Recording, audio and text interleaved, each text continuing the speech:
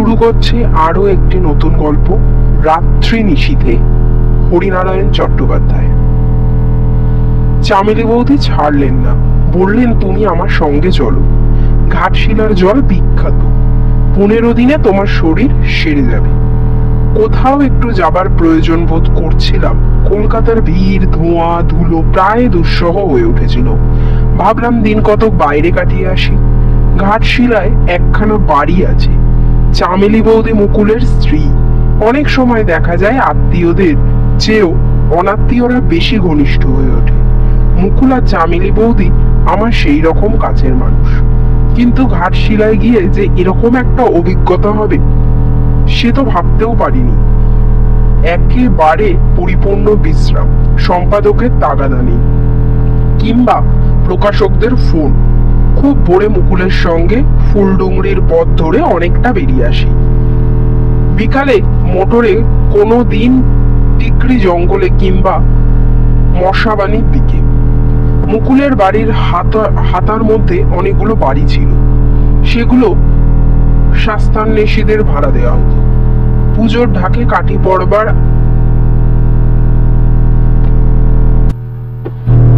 আগে থেকেই সেসব বাড়ি ভর্তি হয়ে গেল। কলকাতা, মেদিনীপুর, কোলাঘাট থেকে অনেকগুলি পরিবার এসে জুটল। চেয়ার পেতে রাত 10টা পর্যন্ত ঢালাও আড্ডা। একদিন রাত তখন প্রায় 11টা। ভাড়াটেরা সবাই ছিল, খেতে গেছে। আমি আর মুকুল উঠবো করছি। চামেলি বৌদি রান্নাঘরে আমাদের রাতের আহারের তদারকিতে ব্যস্ত।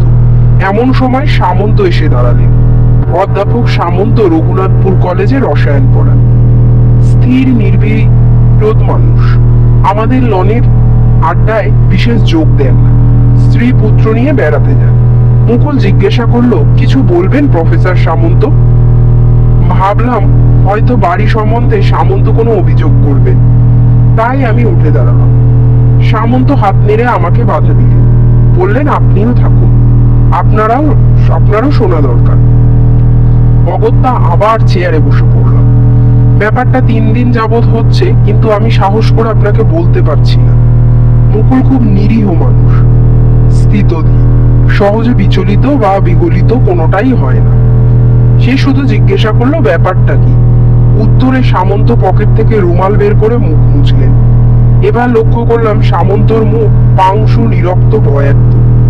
একটু কেশে গলাটা পরিষ্কার করে বললেন, দিন 3 ঠিক রাত 1:30টার সময় আওয়াজটা শুনছি। জানলার ওপাশে উঠানের ওপর ঘুঙুর পায়ে কে যেন নাচছে, ঝুন ঝুন ঝুন। ভাগ্যে আমার স্ত্রী ঘুম খুব গাঢ়, এসব আওয়াজ তার কানে যায় না, না হলে এখানে বাস করা দুষ্কর হতো। আমি হাসলাম। আপনি বিজ্ঞানের অধ্যাপক হয়ে শেষকালে এমন একটা ভূতের গল্প ফাঁদলেন। সামন্ত কিছুক্ষণ আমার মুখের দিকে দেখলেন, তারপর গম্ভীর কণ্ঠে বললেন, আপনার কি মনে হয় বিজ্ঞান পৃথিবীর শেষ প্রশ্নের উত্তর দিতে পারে, সমাধান করতে পারে সব রহস্যের? আমি উত্তর দিলাম, সে তো কোনো শাস্ত্রই পারে না, কিন্তু আপনি কোনোদিন জানলা দিয়ে বাইরে দেখার চেষ্টা করেছেন? না, করিনি। আমার মনে হয় সেই ঝুনঝুন শব্দ শুনলে আপনারও বিছানা থেকে উঠবার সাহস হতো না। আমি উঠে দাঁড়ালাম। যদি সাহস করে জানলার কাছে গিয়ে দাঁড়াতেন, দেখতে পেতেন একটা কালো বিড়ালের গলায় ছোট ঘন্টা বাঁধা, তার লাফালাফির সঙ্গে ওই রকম ঝুনঝুন করে শব্দ হচ্ছে। কথাটা বলে আমি সোজা বাড়ির মধ্যে চলে এসেছিলাম। চামেলি বৌদি জিজ্ঞাসা করলাম, তোমার দাদা কোথায়? বললাম ভূতের গল্প শুনছে। ভূতের গল্প? কার কাছে? প্রফেসর সামন্ত বলছে। চামেলি বৌদি শুধু বললেন, ওরা 10 নম্বরে আছেন না? বলেই তিনি চুপ হয়ে গেলেন। একটু পরেই মুকুল খাবার টেবিলে এসে বসলো, মুখ রীতিমতো গম্ভীর। কি হে, ভূতের গল্প শুনলে? হ্যাঁ, মুকুল গলা খাদে নামিয়ে ছোট্ট করে উত্তর দিল। খাওয়া শেষ করে মুকুল আর আমি ওপরে উঠে এলাম। বিছানায় যাবার আগে আমরা কিছুক্ষণ বারান্দায় বসে থাকি। বারান্দা অন্ধকার, কেউ কারো মুখ দেখতে পাচ্ছি না। মুকুলের গড়া শুনতে পেলাম, আজ একটু জেগে থেকো। জেগে থাকবো কেন? রাত 1:30 নাগাদ প্রফেসর সামন্ত আমাদের ডাকতে পারে। আশ্চর্য হলাম। কি ব্যাপার বলো তো মুকুল? কিছু একটা রহস্য তুমি যেন চেপে যাচ্ছ বলে মনে হচ্ছে। সামন্তর গল্পে বিশ্বাস করে তুমি কি রাতের ঘুমটা নষ্ট করতে চাও? মুকুল কিছুক্ষণ চুপ করে রইল। যখন মনে হলো যে আর কিছু বলবে না, এবার শুতে যাবে, তখন তার কণ্ঠে ভেসে এলো, 10 নাম্বারটা আমি সচরাচর ভাড়া দিই না। এবছর চেঞ্জার এত বেশি হয়েছে, আর প্রফেসর সামন্ত কোনো খবর না দিয়ে বউ ছেলে মেয়ে নিয়ে যেভাবে হাজির হয়ে পড়লেন, কাকুতি মিনতি করতে লাগলেন যে একমাত্র খালি বাড়ি ওই 10 নম্বর, ওটাই ওকে দিতে হলো। এবার আমি চেয়ার টেনে মুকুলের কাছাকাছি চলে গেলাম। চাপা গলায় বললাম, এভাবে আর উৎকণ্ঠিত রেখো না, ব্যাপারটা বলেই ফেলো। তোমার আবার রাত্রে ভয় করবে না তো? হেসে বললাম, ভয় করলে তো তোমরা আছোই, শুরু করো। মুকুল বলতে আরম্ভ করলো, তুমি তো জানো কিভাবে সংগ্রাম করে একটু একটু করে নিজেকে প্রতিষ্ঠিত করেছি। এ বাড়িটা করেছি আজ বছর 20 আগে। এর আশপাশে সবই মুসলমানের সম্পত্তি ছিল। এ জমির মালিকও ছিল মুসলমান, আমজাদ আলী, নবাব সাহেবের ভাইপো। প্রথমে আমার ওই 10 নম্বর বাড়িটাই তৈরি হয়। আমার বসত বাড়ি যখন হচ্ছে, তখন বেশ কয়েক মাস আমি ওই 10 নম্বরেই ছিলাম। একটা ঘরে বালি সিমেন্ট, দরজা জানলার ফ্রেম, আর একটা ঘরে চারপাইয়ের ওপর আমি। কিছুদিন নির্বিবাদ গেল, রীতিমতো শান্তিতে। তারপর হঠাৎ মাঝরাতে শব্দ, ছুন ছুন ছুন। জঙ্গলের সঙ্গে আমার যথেষ্ট পরিচয়। দল বেঁধে যখন সজারু যায়, তখন ঠিক এমন শব্দ হয়, কিন্তু এখানে সজারু আসবে কোথা থেকে? মনে হলো শব্দটা যেন জানালার বাইরে উঠান থেকে আসছে। তুমি তো জানো ভীরু অপবাদ আমাকে কেউ দিতে পারবে না। কত রাত জঙ্গলে দুটো কুলি সম্বল করে চারিদিকে আগুন জ্বালিয়ে কাটিয়ে দিয়েছি। ধারে কাছে অঢেল বুনো জন্তুর ডাক শুনেছি। ভূত প্রেতের ব্যাপারটা কোনোদিনই আমল দিইনি। কিছুক্ষণ শব্দ শুনে উঠে পড়লাম। বালিশের নিচে টর্চ ছিল, বোতাম টিপলাম, জ্বললো না, বোধহয় ব্যাটারি শেষ। অন্ধকারে হাতড়ে হাতড়ে জানলার কাছে গেলাম। বাইরে নিকষ কালো রাত, এক হাত দূরে দৃশ্য দেখা সম্ভব নয়। কিছুক্ষণ দাঁড়াবার পরই চমকে উঠলাম। আকাশে চাঁদ নেই, কিন্তু উঠোনের দিকে মাঝখানে কিছুটা জায়গা জুড়ে ম্লান জ্যোৎস্নার আভাস। আর সেই জ্যোৎস্না আলোকিত বৃত্তের মাঝখানে ওড়না ঢাকা একটা তরুণী নৃত্য করে চলেছে। তালে তালে তার পায়ে নুপুর বাজছে, ঝুন ঝুন ঝুন। দু হাতে বারবার চোখ মুছলাম, নিজেকে চিমটি কাটলাম। না, স্বপ্ন তো নয়। চোখের সামনে অপূর্ব ভঙ্গিতে তরুণী নেচে চলেছে। একটু পরেই নাচতে নাচতে তরুণী উঠানের একপাশে গেল। তারপর আর তাকে দেখা গেল না। আমি জানতাম উঠানের ওই পাশে একটা কুয়া ছিল। কুয়া বহুদিন কেউ ব্যবহার করত না। কিছুদিন দাঁড়িয়ে থেকে খাটিয়ায় এসে শুলাম। সারা রাত আর ঘুম এলো না। একটু ত্রন্দাচ্ছন্ন হবার সঙ্গে সঙ্গে কানে শব্দ ভেসে এলো, ঝুন ঝুন ঝুন। তারপর ওখানে আর শোবার সাহস হয়নি। অর্ধ নির্মিত এই বসত বাড়ির একতলাতেই রাত কাটাতে লাগলাম। তোমার বৌদি তখন কলকাতায়। কথাটা তাকে বলা হয়নি। জানতাম লিখলেও এই উদ্ভট কাহিনী কেউ বিশ্বাস করবে না। এর দিন কয়েক পরেই আমজাদ আলীর সঙ্গে দেখা হয়ে গেল হাটে। তাকে বললাম, আলী, তোমার সঙ্গে দরকারি কথা আছে, একবার সময় করে দেখা করতে পারবে? আমজাদ আলী সেলাম করে উত্তর দিল, কোথায় দেখা করতে হবে বলুন মালিক।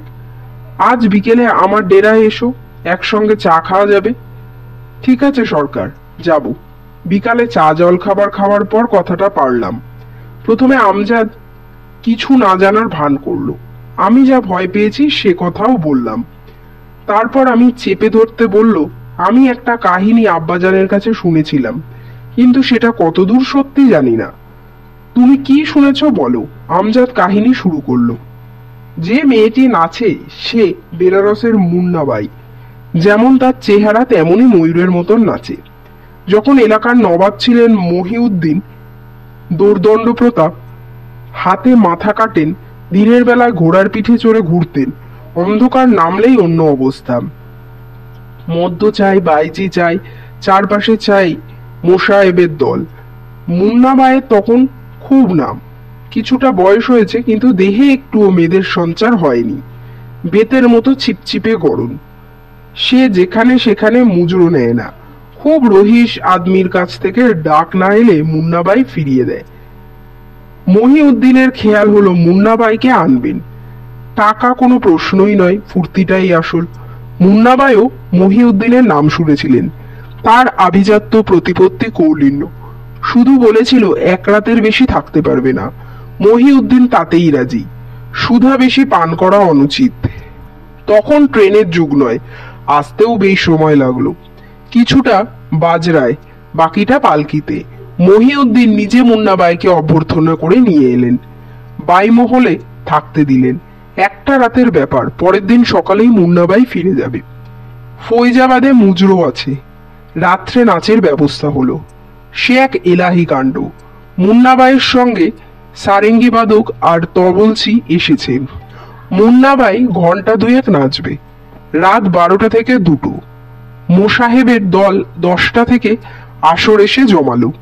মহিউদ্দিন সাহেব এলেন 12টা বাজার ঠিক 10 মিনিট আগে। 12টায় মুন্নাবাই কর্নিশ করে এসে দাঁড়ালো। অনুমতি পেলেই নাচ শুরু করবে।